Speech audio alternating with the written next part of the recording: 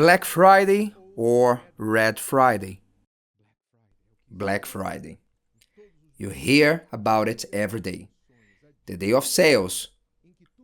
Everything is half but twice more expensive.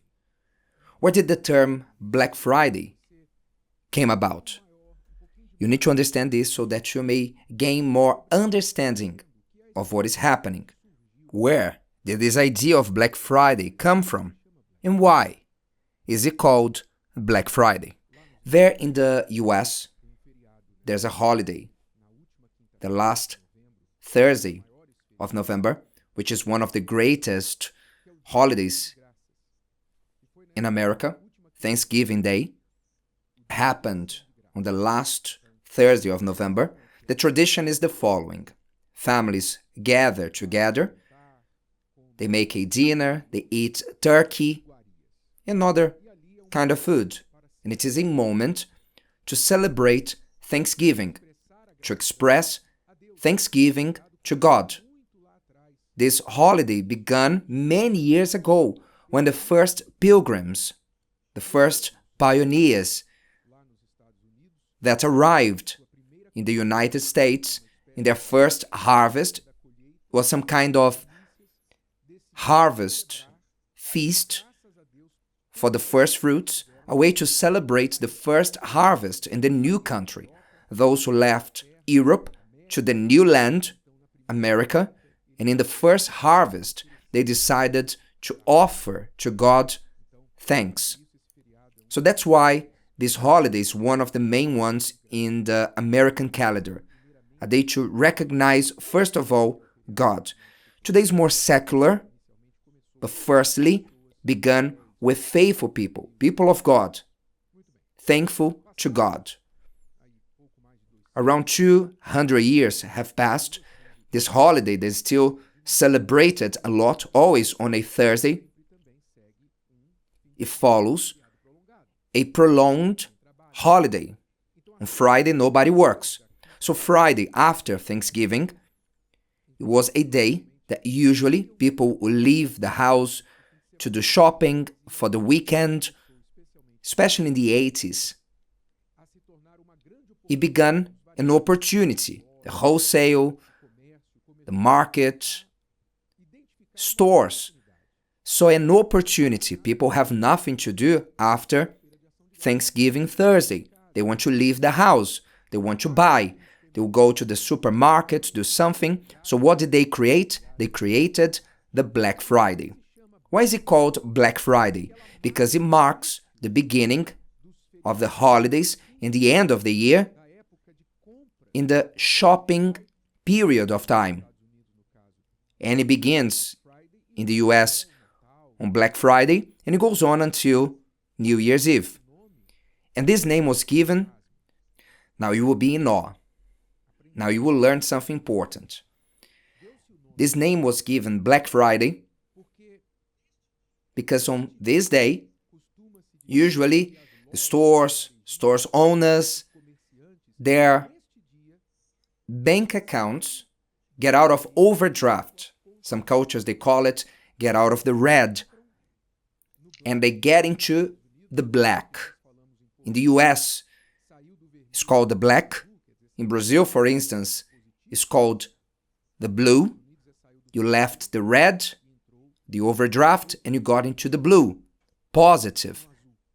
In America, it means when you go into black, the stores gain the most profit, the most profitable day of the year from that point. So the salespeople leave the overdraft or the red and go into the black. But for clients, it's the opposite. Those who see these sales and they are taken by the pressure of the end of the year to give gifts, to have new clothes, to travel, to do this or that, a dinner, a party. All this, if these people were not in overdraft for the whole year, so for them, it is not Black Friday, but Overdraft Friday, or Red Friday, as we explained.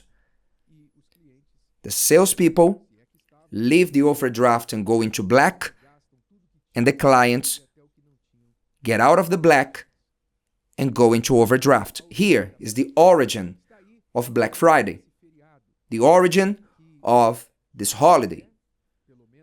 At least in America, this is very clear, well understood. That is the day for stores to profit. It's not the day for the client to profit. But you may say, but Bishop, in my store, I give a discount for real. I'm not judging that. Maybe you can find wonderful sales. I'm not saying that everything is a deceit. No.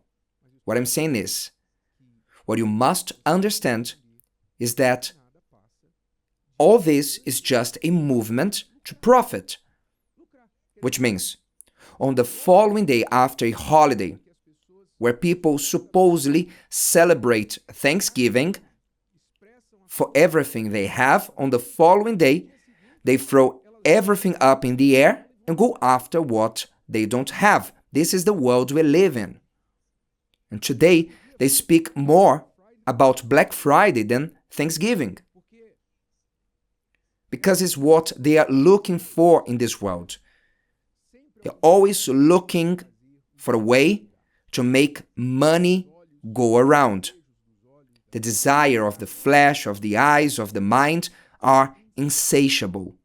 What the person couldn't buy on Black Friday, later they buy in the sales of Christmas, after Christmas sales. There's also the Boxing Day. Or in January, you can find what was left over from December, still there for people to buy. And so on and so forth. What does this mean to us, you who are an intelligent person, someone who wants to grow indeed, to prosper, develop? What does it mean? It means that you must be above all this. You must be above. You must understand what is happening around you and not to be taken by what is trending out there and it takes over everyone. Often, people suspend their reasoning, or it is as if there were no consequences for tomorrow, and they go on. I will buy this and that. I will pay installments on the credit card. In Brazil, families in debts are getting to 80%. A country where basically 8 out of 10 people are in debt. There shouldn't be a frenzy of people going into stores. It should be a time that people would think and say, I need to organize my finances, get out of the overdraft, get in the black, and not to go even deeper into overdraft because I cannot miss the sale. It's only once. It's only one day. No. It is time for you to think, be down to earth, and say, I won't be moved by impulse because that's all that the world wants. So that you may get into debt, that you may start one more year in slavery, so that you work from January to December to clear the debt, so that in the new Black Friday of the new day, you get into more debt. This is slavery. Slavery today is not with chains, but is in the form of a card.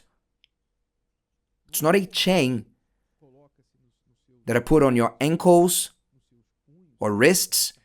It is a card that they place on your wallet. It is a cell, an app, an irresistible cell. Here are the chains of the financial slavery. The Word of God says it clearly. 1 John 2:17. And the world is passing away, and the lust of it. But he who does the will of God abides forever. This world that we are living in, that many admire, and it has good and admirable things indeed. But all will pass. Lust will pass, a desire. You have it now, and soon you don't have it anymore. People will pass. Where are the great icons of the past? The great names of the past? They are on a bridge, on a traffic sign, or in the road sign with their names in it, the name of an airport, of a road. Where are the great icons of the past? They passed, and I will also pass, and you will also pass. But the Word of God says, but he who does the will of God abides forever. So though we may pass physically from this world, we will be with him eternally. And only those who have the true treasure will do this. Those who are worried with what really matters, the right priorities in their lives. Nothing against with you spending money. Do you have money? Do you want to spend it? Spend it. But you should at least learn about what happens around you so that you may not spend what you have and what you don't have, that you may get in overdraft while they go into the black. If today's video helped you and you know someone that could benefit from it, share it with them, and if you haven't subscribed to the channel, you may do so now. See you later.